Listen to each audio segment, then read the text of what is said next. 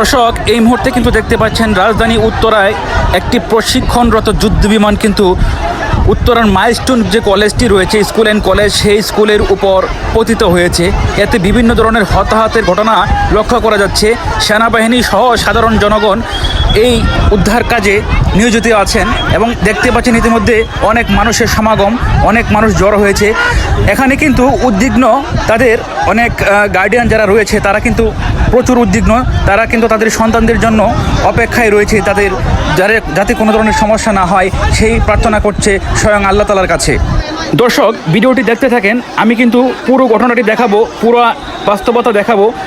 আমি লক্ষ্য করতেছি অনেক মানুষ কিন্তু দৌড়াদৌড়ি করছে এবং তাদের যে স্বজনরা রয়েছে তাদেরকে সান্ত্বনা দিচ্ছে সেনাবাহিনী এবং বলছে যে ভিড় একটু কমান, আমাদের উদ্ধার কাজ ব্যাহত হতে পারে, আপনারা এখানে অযথা ভিড় করবেন না। দেখতে পাচ্ছেন কিছু মানুষদেরকে নিয়ে যাওয়া হচ্ছে, কিছু বাচ্চাদেরকে নিয়ে যাওয়া হচ্ছে হসপিটালে। তারা অবশ্যই কোনো ধরনের হতাহতের ঘটনা ঘটেছে, সেই জন্য তাদেরকে নিয়ে যাওয়া হচ্ছে হসপিটালে। আশেপাশের মানুষও আসছে সহযোগিতা করার জন্য, অনেকে হাহাকার করছে তাদের বাচ্চাদের জন্য যে কি হচ্ছে।